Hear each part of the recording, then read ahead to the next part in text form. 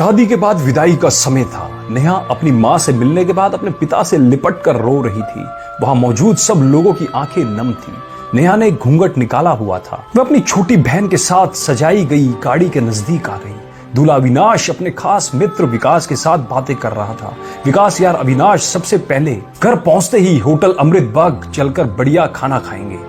यहाँ तेरी ससुराल में खाने का मजा नहीं आया। तभी पास में खड़े अविनाश का छोटा भाई राकेश बोला, हाँ यार, पनीर कुछ ठीक नहीं था और रसमलाई में रस्सी नहीं था। और वह ही कर जोर जोर से हंसने लगा। अविनाश भी पीछे नहीं रहा। अरे हम लोग अमृत बाग चलेंगे, जो खाना है खा लेना, मुझे भी यहाँ खाने में मजा नहीं आया। रोटियां भी गर्म नहीं थी। अपने पति के मुंह से ये शब्द सुनते ही नेहा, जो घूंघट में गाड़ी में बैठने ही जा रही थी, वापस मुड़ी। गाड़ी के फाटक को जोर से बंद किया, घूंघट हटाकर अपने पापा के पास पहुंची। अपने पापा का हाथ अपने हाथ में लिया। मैं ससुराल नहीं जा रही पिताजी, मुझे ये शादी मंजूर नहीं है। ये शब्द उसने इतनी जोर से कहे कि सब लोग हक्के बक्के रह गए। सब नजदीक आ गए। नेहा के ससुराल वाले पर तो जैसे पहाड़ टूट पड़ा।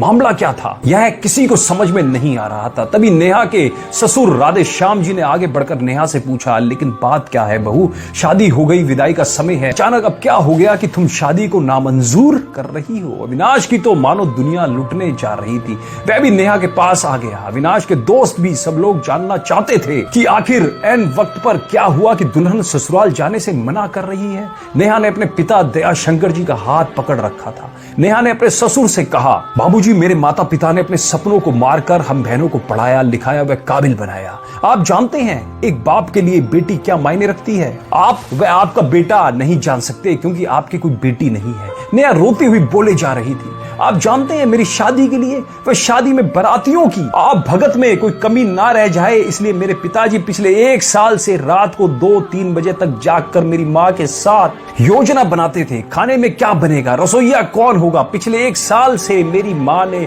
नई साड़ी नहीं खरीदी, क्योंकि मेरी शादी में कमी ना रह जाए। दुनिया को दिखाने के लिए अपनी बहन की साड़ी पहनकर मेरी माँ खड़ी है।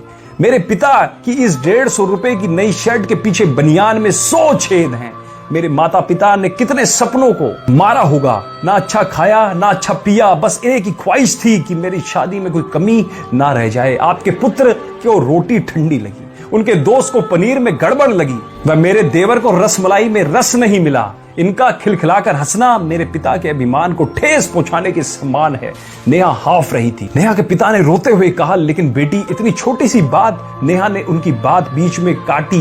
यह छोटी सी बात नहीं है पिताजी, मेरे पति को मेरे पिता की इज्जत नहीं। रोटी क्या आपने बनाई? रसमलाई, पनीर, ये सब कैटरस का काम है। आपने दिल खोलकर वह हैसियत से बढ़कर खर्च किया। कुछ कमी रह गई तो वह कैटरस की तरफ से। आप तो अपने दिल का टुकड़ा अपनी गुड़िया रानी को विदा कर रहे हैं। आप कितनी रात रोएंगे क्या मुझे पता नहीं है? माँ कभी मेरे बिना घर से बाहर नहीं निकली। कल से वह बाजार अकेली जाएगी, जा पाएगी? जो लोग पत्नी या बहू लेने आए हैं वह खाने में कमियां निकाल रहे हैं। मुझ में कोई कमी आपने नहीं रखी।